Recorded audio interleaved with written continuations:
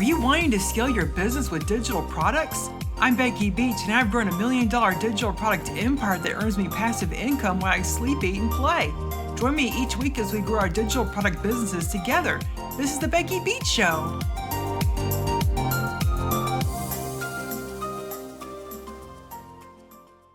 Well, hey, everybody, welcome to the Becky Beach Show. I'm Becky Beach, and today's guest is Dr. AJ Lauer. She's the owner of Thriving Ibis Leadership. Welcome, AJ. Hi, Becky. How are you doing? Oh, good. I'm just so excited to have you here. Like, I first met AJ through a mutual friend named Jen B. And AJ is an expert on imposter syndrome. So today's episode, we're going to be focusing on imposter syndrome and how to avoid it and how to overcome it so that you can be more successful. So AJ, let us know more about you. I have a doctorate in interdisciplinary leadership studies from Creighton University, which is a big fancy way of saying that I'm a huge nerd about leadership and how people work together in organizations. And I started Thriving Ibis Leadership Solutions so that I could work with people primarily within science and technology, although I am finding a lot of fun in working with entrepreneurs and people in other kinds of businesses as well, develop their leadership skills so that they can be successful and also help the people around them be successful.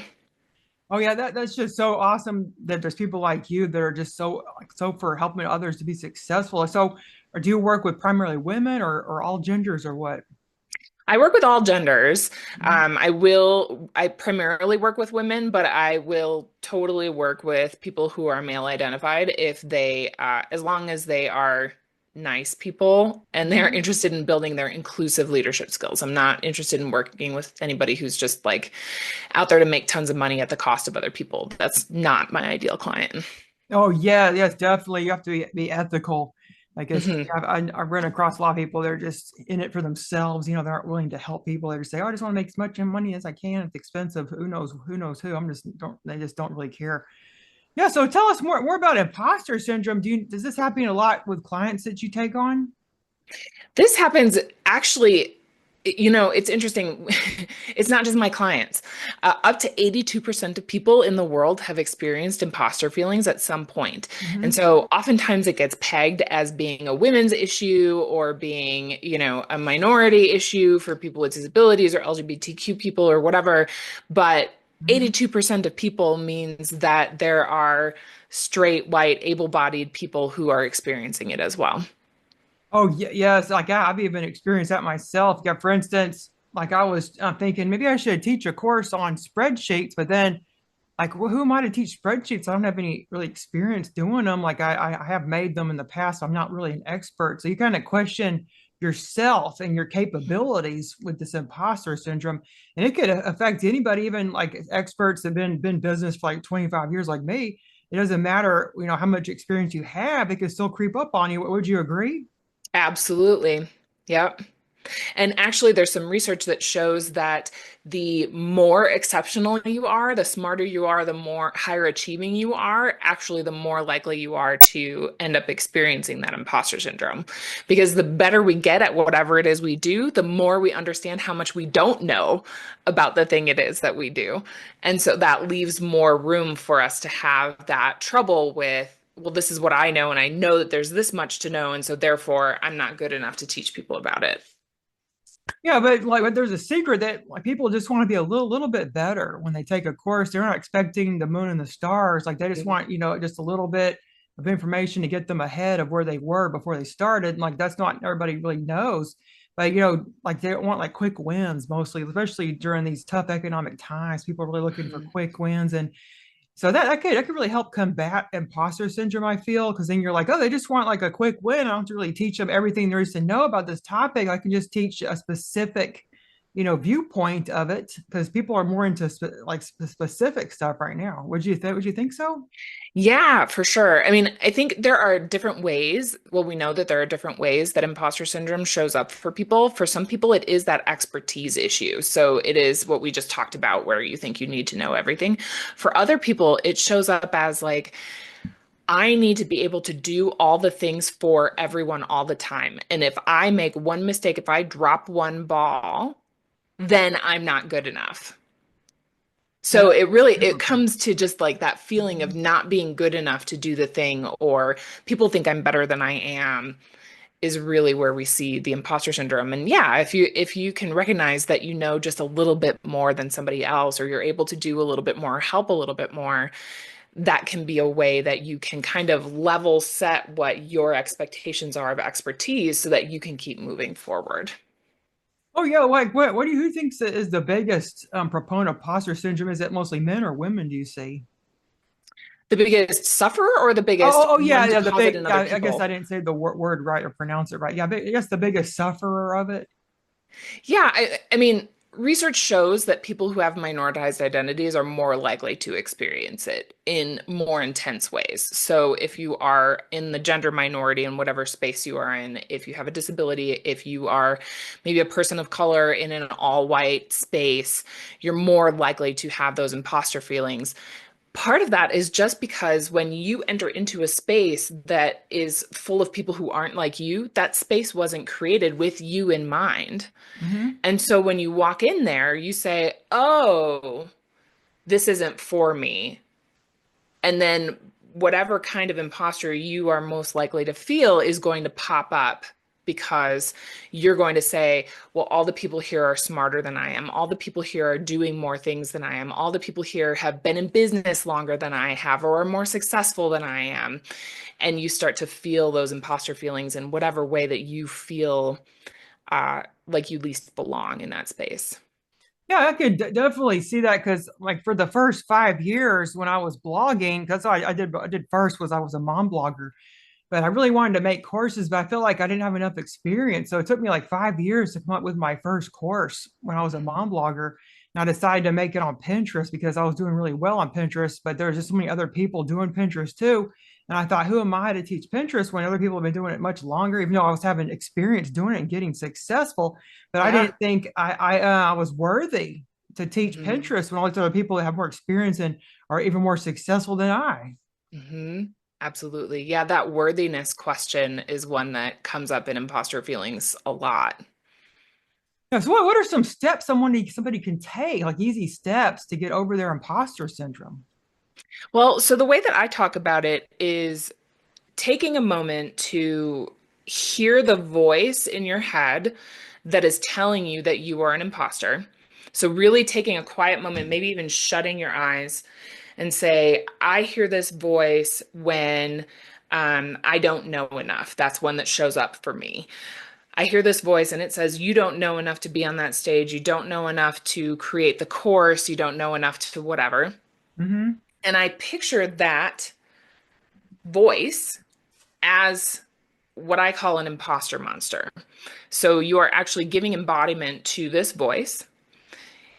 And then once you can picture it as this part, picture this part of you as like a creature, you can start to interact with it and you can talk to it and you can develop a relationship with it. And so I can say, okay, well, I'm hearing that I don't have the expertise to get on this stage. And I know that I was accepted to be on this stage by the people who were the judges of who should be on this stage. And they clearly thought that I should be on here. I Hmm. know that I have a good bit of knowledge in whatever way. Uh, I think that means that I am competent enough to get up on this stage and give this talk or do whatever it is. And so once you start to actually process what it is that's causing you to have those feelings Hmm. and interacting with it in your own mind, and I know that might sound a little batty to some people, but it works. Yeah. uh, if you can picture it, and it helps to picture it as a creature, because then you are actually interacting with, not just a voice in your head, but like a person. Yeah, I really love how you could personify this imposter syndrome as a monster, like a creature hmm that's inside you. I really like that because then you're kind of disassociating it from yourself. So it's not really you, it's just this feeling or this creature, like something outside you that's existing that you could, push away because it's not a part of you anymore. It's this creature. I really like that. Yeah, well, I don't typically encourage people to push it away. Hmm. Rather, it's more of an embracing and trying to learn from that part of you that's showing up in that moment. Because for most of us, these feelings come from a bit of a red flag, like, hey, you're entering the space that isn't for you. Hey, you've been told a lot of times that you aren't supposed to be doing this, or people like you shouldn't be doing it.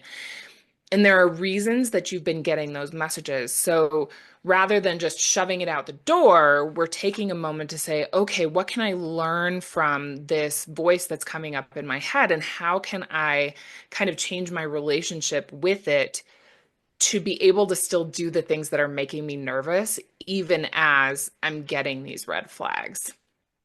I remember going back to what you said, where if you're in a situation where you're the only, like, let's say you're the only like LGBTQ person and the summit, and everybody else, identifies as straight or yeah, they Mhm. didn't, or cis, they identify as that, but you're the only LGBTQ person. Would you intentionally put yourself into that situation, or would you just find yourself into it? But if you just find yourself, is there a way to protect yourself so that you're not feeling overwhelmed by other people in that are not like you, or feeling the imposter syndrome? Yeah, I think that comes down to what kind of relationship you end up developing with your monster, right? Yeah. For a lot of people, these monsters are protective. They're not the scary monster under the bed. They're actually a protective monster who's there to help you not enter into situations that aren't safe, right? And so in that example, the person who's walking into that room would have to take a moment and assess if it actually is safe, Mm-hmm. right? But by taking that moment, they're actually making a thoughtful decision rather than reacting to the warning of their monster in a more emotional way. And that is what allows you to move into that space if you decide to do so with more confidence, or to pull back from that space with more confidence, knowing that you're making that decision for a reason that is true to yourself rather than just a reactive kind of trauma response. Yeah, because a lot of times we will find ourselves in these situations where we're the only such person in a Mhm. group. Like I've been in this too, where I was actually the only woman in a male-dominated career, which was Mhm. IT, and I was the only woman in the group. And a lot of times the men, like I just felt like they didn't see me as an equal. Like for instance, there's this code checking service called GitHub, and they Mhm. would pull my code into the GitHub and they would really scrutinize it to make sure it was perfect. And they didn't do this for the other men. I noticed like they would Yeah. pull theirs right away, and they trusted that their code was perfect. Like before they pulled mine, and they always scrutinize it and just ask me like, why did you do it this way? Why did you do it this way? Why didn't you do it this way? And like I was the only one getting treated this way. It was because I was a woman, and I just felt like an imposter in this situation. Like who am I? Even though I have all this experience coding, like why am I getting scrutinized?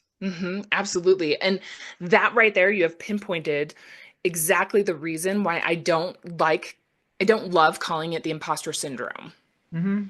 right? Because in that instance, your code was probably great, Yeah. right? There was nothing wrong with what you were doing. There's nothing wrong with you. The problem is the environment that you found yourself in. The culture Yes. in that space was, we check women's work, Mm-hmm. right? And so the original researchers actually called it the imposter phenomenon. And I like that a lot better, because a phenomenon is a moment in time. It's an experience, right? And so in that moment, you were experiencing an imposter phenomenon moment. There was Oh, nothing wrong with you. You don't interesting. have a Yeah. syndrome, you have Uh-huh. nothing diagnosable, Yeah. but you were encountering a moment that was making you feel like an imposter. And for so many of these imposter phenomenon moments, that's what is happening. Yeah, that's a really great insight. I never thought of it that way. Yeah, because you could find yourself in like a situation where you're just a unique individual. You don't fit in with the other people in this environment. And then you start questioning yourself, like who you are, like, do you belong here? Yeah, I guess it's a sense of Mm-hmm. belonging, and you're having this imposter phenomenon. Mm-hmm. Totally. Yeah, so when I talk to groups about it, I will talk about, okay, now we understand a little bit more about what causes each one of us to feel like an imposter. Hmm. And, when I have a good bit of time with people, we will explore what are functions in our unit that can bring up those feelings in people. So if we're a unit that does a lot of hiring, Hmm. we'll take a moment and we'll say, what in the hiring process may cause people who are interviewing to flare up with this imposter phenomenon feeling.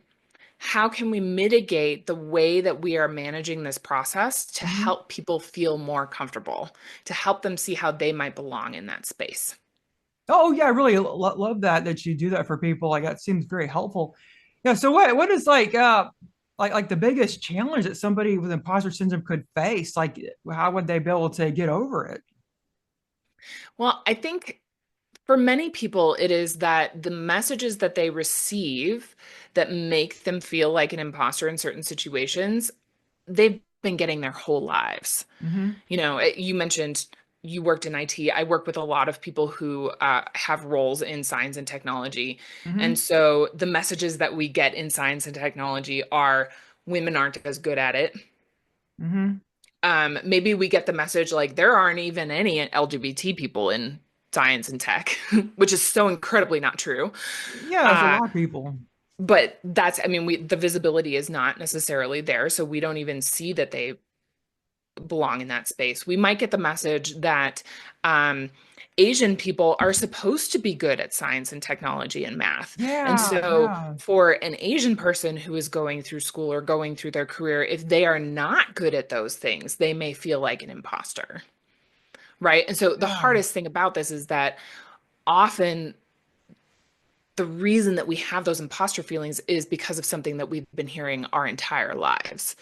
And so Mm-hmm. you have to figure out how to navigate that as the adult or the person that you are now in order to do the things that you really want to do or might be passionate about.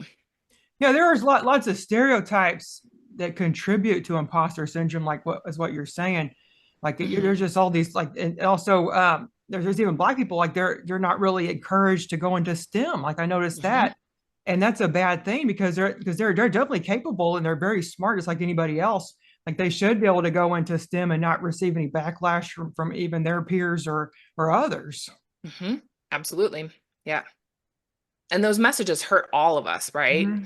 I mean, when there aren't the example that people who talk about this a lot often will use like there aren't Black people on the team that designs the automatic hand things that are in sinks that are installed places, and the automatic sinks then don't recognize it when a person with dark skin puts their hand underneath it. Oh, that's so interesting. I Like didn't know if that. there had been a person of color on that team, they probably would have solved for that problem.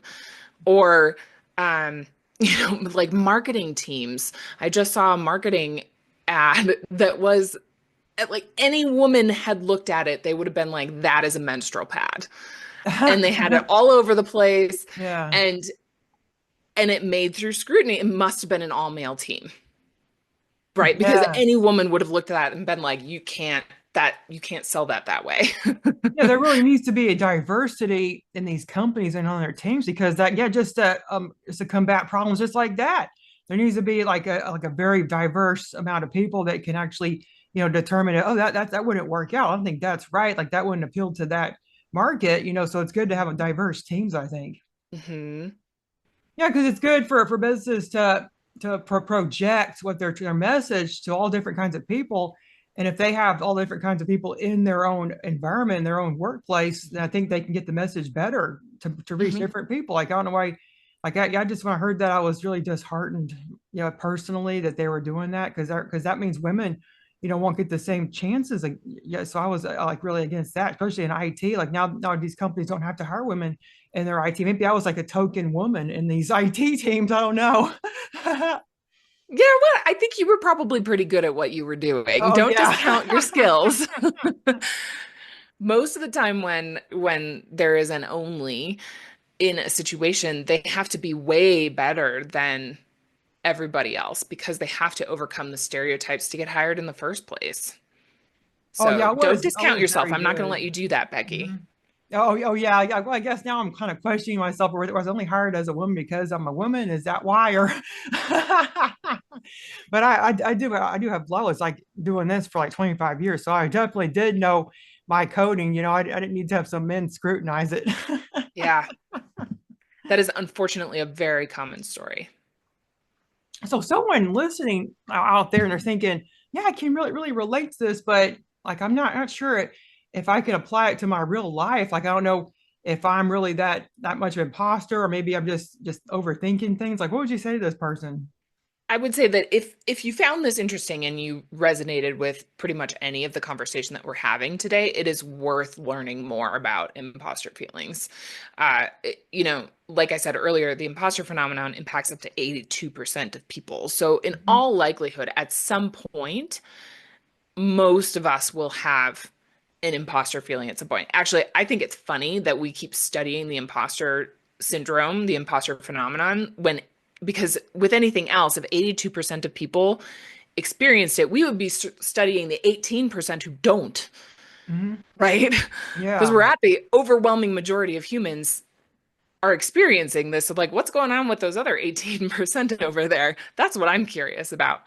Uh, but if you're finding that you're resonating with any of this, then it probably is worth learning a little bit more and studying it and seeing, how you identify it and how you might handle it for your specific experiences. Yeah. So where can people find you, AJ? What's your website and your social media? So my website is thrivingibis.com. Hmm. And I assume we can throw that in the show notes because Oh, it's kind of hard to sure. spell. Lots of Hmm. I's. Yes. And then I'm very active on LinkedIn primarily. So you can Mhm. find me on LinkedIn. I'm, linkedin.com/in/AJ Lauer. And I'm always happy to converse with folks there. And I put out a lot of content about imposter syndrome and also about more general leadership topics pretty That'd be regularly. great. I'm definitely going to connect with you on LinkedIn. I'm also pretty active on there. And I'll make sure to put AJ's information in the show notes. And do you have any freebie for our listeners? I am working on a longer freebie workshop on imposter monsters. So if you Oh, seek me good. out Hmm. and you find my email list or you follow me on LinkedIn, there will be notification about that when it drops. Oh, yes. If it has happens to drop before I release this podcast, I'll put it in the show notes for Awesome. everybody to stay to sign up for that, because I think that'd be really beneficial. I really like how you're kind of making imposters into monsters, because it really is, because it's just such a negative creature that we end up getting inside ourselves, and it prevents us from moving forward and taking action. Mhm. Absolutely. And like I said, when we can understand why that creature is showing up, it gets a lot less scary. Because there's been times where I've even procrastinated on some subject I wanted to teach, because I was just worried, like, who am I to teach it? Maybe I gotta, learn more about it, and I end up just forgetting all about it altogether and not even pursuing it. Mhm. Yeah, and how many opportunities are we missing because we get scared at that launch moment, at that moment when we're making the decision whether we want to do something? That's a shame. There's a lot of really cool knowledge that's probably not being put out into the world because we feel like we're not good enough. Oh yeah, I just love that you said that. So, what are some last words you have for our listeners, AJ? Oh, my last words are I know that it sounds a little kooky, the imposter monster thing. People may be like, oh, that's a little like I'm talking to myself, but it is supported by quite a few psychological and therapeutic traditions. And so I encourage you, even if it sounds a little weird, to sit down for a moment and hear that voice in your head that tells you that you're not good enough, picture it as a monster, and start getting to know it. Mhm. Well, AJ, I understand that you have a book. Could you tell us more about it? I sure do. So my book is called My Monster Mungo, a story about imposter syndrome. Oh, I And love that. yeah, it's really cute, isn't it? Yeah. It's an illustrated short story for adults Hmm. about imposter syndrome. So it follows a character named Katie as she talks about imposter syndrome with her friends and learns about their experiences with it. And then she goes back to her house and actually meets her monster and starts to develop and experience that relationship to figure out how she can cope with her own feelings of imposterhood. It is I really firmly believe that adults should get to read picture books too. I think it's more fun. I think we learn really quickly through pictures. We're kind of wired that way as humans. Hmm. And so why not let adults read a picture book too? Oh, I just love that. Such an interesting idea. Make sure to put that in our show notes too at beckybeachshow.com. And also all of AJ's links will be there. And also for her upcoming workshop, should that be available, just go to beckybeachshow.com. Well, thanks again for being here today, AJ. Thank you so much, Becky. This was really fun. Okay, well, everybody have a great day. Goodbye. Okay.